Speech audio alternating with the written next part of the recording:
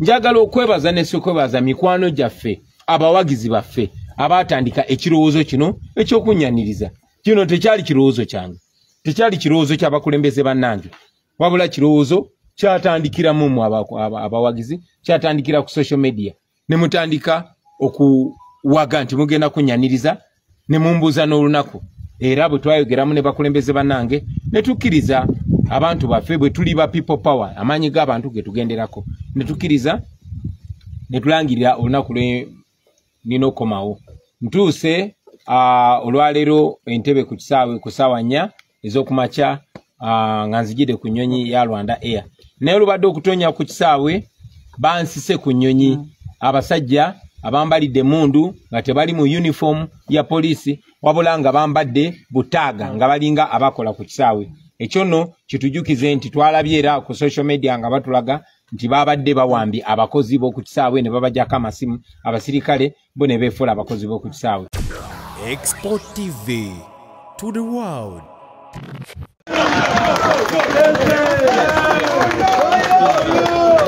People power. Our power. People power. NUP. Everywhere. NUP. Oba ntandike na Luganda oba na Luzungu. Banaye munzikirize amaloboozi gabeere matonotono nsobola okwogera ne bannamawulire. Ntandike na lulimi ki? English first. English first. Yes. Yeah. Ne Luganda bade yerabidde mukati. Ladies and gentlemen, thank you, members of the press. Thank you very much for showing up today. I want to first and foremost sympathize with the journalists that were beaten so bad today. That is what we're fighting against, and we hope that in a new Uganda, never again shall journalists be assaulted and humiliated while they're doing their job. I want to thank the people of Uganda, the people who conceived the idea of receiving me back home. It is amazing. It was not an idea from myself or from the leadership. It's an idea that was generated on social media. I started seeing it and communicated with fellow leaders. We're all asking ourselves, but anyway, because we are people power, we, yielded to the desire of the people, and we announced the day that I was meant to return. I want to thank you very much. All over the country, I've been seeing all people driving to Entebbe to receive me. Those that stood on the roadside to receive me, I thank you very, very much. Today at 10 a.m. I landed at Entebbe Airport aboard Rwanda Air. Unfortunately, like all of you saw, as soon as I landed, goons grabbed me and dragged me, twisted my hands and bundled me into a waiting private car. They drove me to the old airport where they pulled me out and then put me in a military car with many soldiers and police officers. More than 15 people were packed in that car. It was very humiliating. It was very uncomfortable, but I'm glad I reached here. Along the way, we passed very many people, wondering whether I was the one in that car. But of course, some of them who saw the police siren guessed that I was in the car and they were waving to me, although they were not able to see me because the car was tinted. On the road toll, I saw Mayor Mugambe being pulled out of his car. I saw journalists being beaten. I saw cameraman Motive Kasaga beaten so badly. We condemn that, and we know that in a new Uganda that shall never happen again. Reaching here at home, my security guard opened for us, but he was immediately grabbed by the goons that brought me, together with the police and military. He was beaten so bad, he was undressed, and they squeezed his private parts. We're just going to take him to hospital, and, you can speak to him even after here. As we speak right now, I'm officially not in Uganda because I did not go through immigrations. They picked me illegally, like you saw. And as we speak right now, I'm under house arrest because my house is surrounded. Soldiers and police are all over. However, we are strong. We continue to pursue what we've been pursuing all along. In the coming days, we shall address the media and we shall, guide on the way forward. In the meantime, I'm very thankful to the leaders, my fellow leaders, that yielded to the call of the people and welcomed me back home. Thank you very much, ladies and gentlemen. Like I said, in the coming days, we shall be addressing the nation on the way forward. The police has said you have been escorted smoothly here. You're going to ask the questions. Yes. You're going to ask the questions. Kanso can be demoruka. Yeah. Yes. More than 300 of our people have been arrested, including leaders. The Honorable Paul Matovu, Charles Matovu is in custody, and many other leaders, including councillors.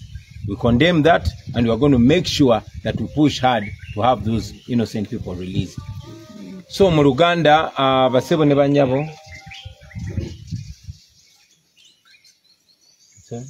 Oh, yeah. I'm reminded to talk about the tear gas that you all hear. They are tear gassing our people, making sure that people don't access my home, which is illegal. When you go down there, my lower compound is surrounded by soldiers and the police illegally. But anyway, that's Museveni's government. Basebo ne banyabo njagala bebaza banamawulire oyo tear gas temutya. Sibombo. Njagala bebaza banamawulire olw'okubeera ano okwongerayo eddoboozi lyaffe. Muzikirize okusooka kwa byonna mbasaasire olw'okutulugunyizibwa n'okutyoboolebwa kwe mutuuseko olwaleero. Nabe banamawulire nga babakuba ne baasayasa zi kamera zaabwe. Omukubi waffe w'ebifaananyi gwe bayita Motive Kasaga bamukubye ne bamufuira pepper spray. Ekyo no tukivumirira. Naye bye tulwanyisa era bijja koma. Era tumanyi nti tekiridira kuba nate okutyobola bannamawulire nga bakola omulimu gwabwe. Njagala okwebaza ne sokwebaza mikwano gyaffe, abawagizi baffe, abaatandika ekirowoozo kino ekyokunyaniriza. Kino tekyali kirowoozo kyange. Tekyali kirowoozo ky'abakulembeze bannange. Wabula kirowoozo kyatandikira mu abawagizi, kyatandikira ku social media. Ne mutandika okuwaga nti mugenda kunyaniriza ne mumbuuza n'olunaku. Era bwe twayogeramu ne bakulembeze bannange ne tukkiriza abantu baffe bwe tuli ba people power, amaanyi g'abantu ge tugenderako. Ne tukkiriza ne tulangirira olunaku lwe nina okomawo. Ntuuse olwaleero entebe ku kisaawe ku ssaawa 4 ez'okumakya nga nzigide ku nnyonyi ya Rwanda Air. Naye olubadde okutonya ku kisaawe bansise ku nnyonyi abasajja abambalidde mundu nga tebali mu uniform ya poliisi wabula nga bambadde butaaga nga balinga abakola ku kisaawe. Ekyo nno kitujukize nti twalabye era ku social media nga batulaga nti babadde bawambi abakozi b'oku kisaawe ne babajjako amasimu, abasirikale bo ne beefuula abakozi b'oku kisaawe. Bantadde mu kamotoka aka bulijjo ne bamvuga ne bantwala ku kisaawe ekikadde. Otuse ku kisaawe ekikadde ekyo ne banzijamu ne banza mmotoka y'amagye ne buntuula omwo abo abasajja abampambye n'abalala babadde nga 15 nga benyize mu kamotoka ako ka van. Emotoka esimbuliddewo naye tuyise kukubeera nga abantu bakwatiridde ku side ne side, naye engeri emotoka gyembaddemu gyebadde tinted ng'endabirwamu nzirugavu nga kizibu okutegeera oba nzaali omwo.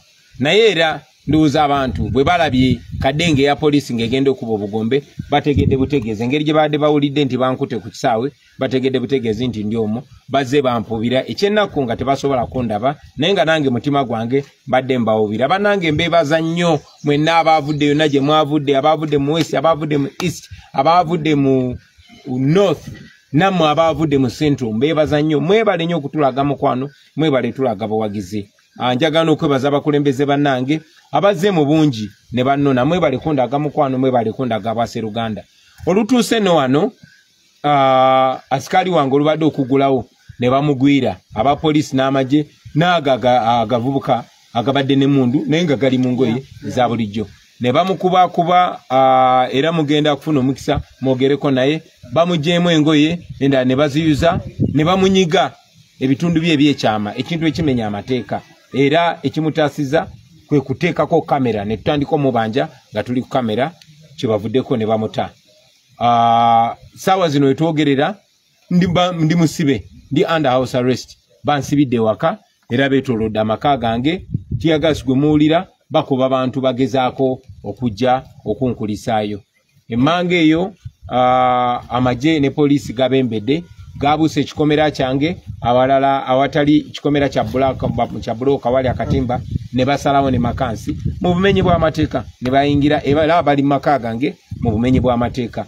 Bakulembeze bannaffe bangi nnyo babakutte abasukka mu 3 bamwe muli ne Honorable Charles Matovu ow'Ebusiro n'abalala bangi omuli ne bakansala. Ekyo nno tukivumirira. Saawa zino bakyali mu kuba tear gas gwe muwulira bwe bagira ne bamukuba kuba bagezaako okutiisatiisa abantu baleme kujja kunkulisaayo. Njagala okwongera okumaliza nga nebaza bannayuganda n'essekwebaza. Mwebale nnyo okumanya nti luno si lutalo lwa Kyagulanyi oba bakulembeze banne mu NUP, wabula lutalo lwaffe ffenna. Sina NUP yokka, naye buli muntu yenna ayagala Uganda eyeeyagaza. Buli muntu yenna ayagala enkyukakyuka n'olutalo olwo. Bannayuganda mwebale tukulembera, mwebale kubeerayo, mwebale kulaba kyetaagisa.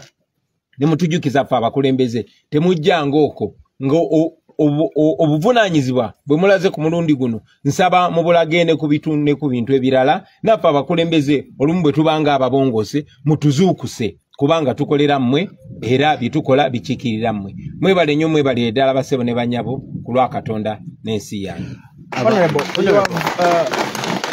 You have said that the people who initiated this initiative were ordinary people. Yeah. What was your reasoning behind what did you intend to achieve when you accepted as the leadership of NUP that let's go into this as the people have requested? What was the motive?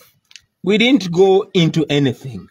All we did was to announce the date that I was coming back, because after people put it, after they made it a social media frenzy that they were welcoming me, they started demanding to know when I'm coming back. So for avoidance of any doubt, to give them clarity so that they don't camp at the airport for a whole week, we decided with my fellow leaders to announce the date that I was to return. And that's exactly what we did. The police has said that it gave you a smooth escort from the airport to your home here, but we know since yesterday there are people who have been arrested. What are your plans as the leadership into this, from what happened since yesterday and up to now, and what do you make of police's statement that it was a smooth ride? Well, when people announced that they were going to welcome us, maybe the police also decided to give us a smooth welcome. Their smooth welcome included arresting more than 300 of our supporters and members. Their smooth welcome included grabbing me from the tarmac, like you saw. Their smooth welcome included denying me my right to travel the way I want and to respect my programs, because I was not supposed to address the media from here. I was supposed to address the media from Kamocha, our current headquarters, which is right now under siege by police and the military. That smooth welcome included beating up my guard and besieging my home. That smooth welcome is still including tear gas, as you can hear, and, putting me under house arrest. We don't thank them for that so-called smooth welcome. We did not ask for that, and we demand that they leave my house immediately. Well, it has been almost 2 weeks since you left Uganda, and the police had banned.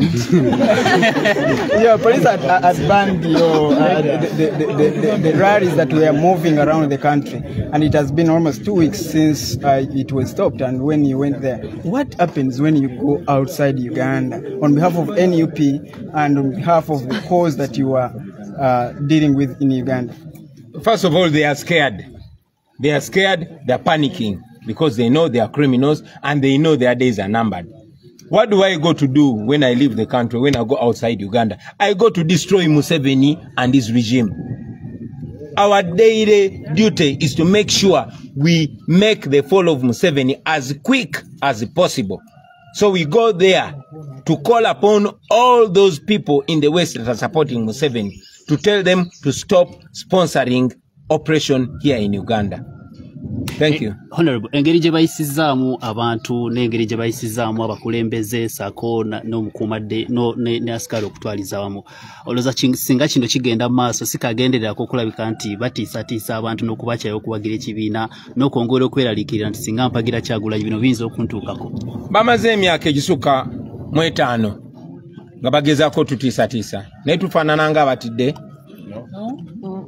baatuwamba Arua basse bannaffe bampamba ku kisaawe bwe nakomawo okuva Amerika okufuna obujjanjabi bannaffe bangi babawambye tetunaba kuddamu balaba bannaffe bangi babasse twabaziika bannaffe bangi bali mu makomera awatali musango n'olunaku lwajjo baakutte abasukka mu 3 tulabika nga abatidde kitegeeza tetugenda kutya be batidde tugenda genda mu maaso nga bwe nabagambye anyway mu nnaku ezijja tujja kwogerera eggwanga tuwabuulire kiki ekiddako mukulembeze ku nsonga obadde ovangayo abantu abanamawulire bamulisa abakola ebibi olwaleero tugira okubona abanamawulire abaswiika 10 bagemeibwa bali ku poliisi ey'Entebbe nsonga ki ekino kiba kiraga ki mpegano mbanga nkibakoberayo mwe banamawulire aye olwaleero ndowooza mukyeboineko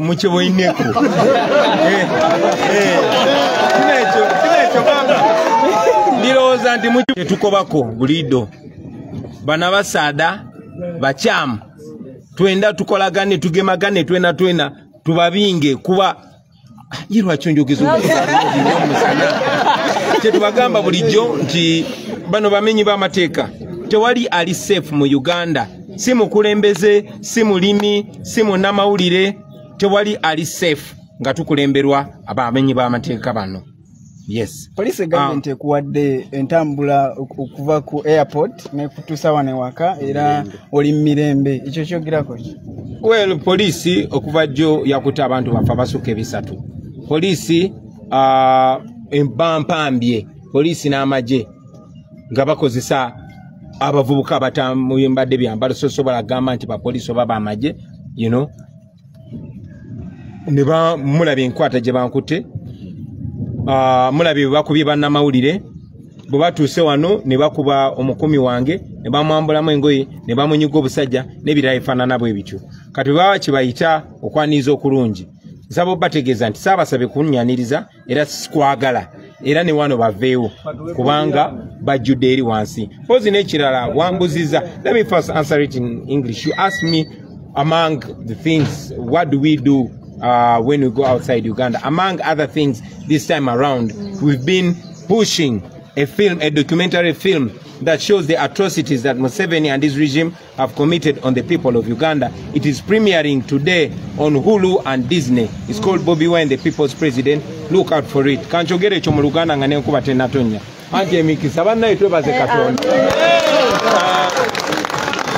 Njagala okubategeeza nti mu bye tubadde tukola tubadde tuli mukolaga ensi yonna firimu nga sinzanye wabula twabikwata nga bituze nga tubagamba nti kamera yo kyekyokulwanyisa ekisinga amaanyi twakozesa kamera zaffe ne tukwata ebikolobero byonna Museveni byazaakola ku bannayuganda era firimu eyo eri ku lutimbe olw'ensi yonna olunaku lwaleero ku ssaawa 11 egenda kwanjulwa ku Disney ne ku Hulu nsaba mugende mugirabe n'obugambo obwo ku Netflix ne ku Hulu nsaba mugirabe ate abagirabye ogitambuze mwebale nnyo mwebalire ddala mu nnaku ezitali zawala mu nnaku ntono nnyo lumu 2 tugenda kwogerako eri eggwanga tubabulire ekiddako mwebale nnyo mwebalire ddala ndowooza ne bwe Briefly, what do you say about the arrival?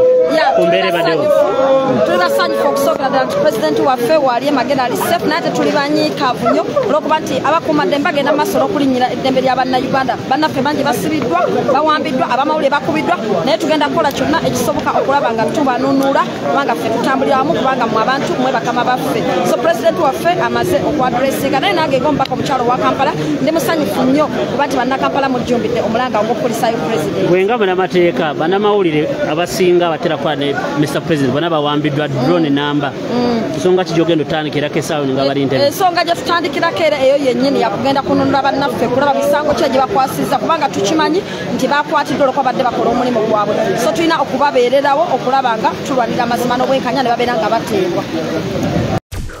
Export TV to the world.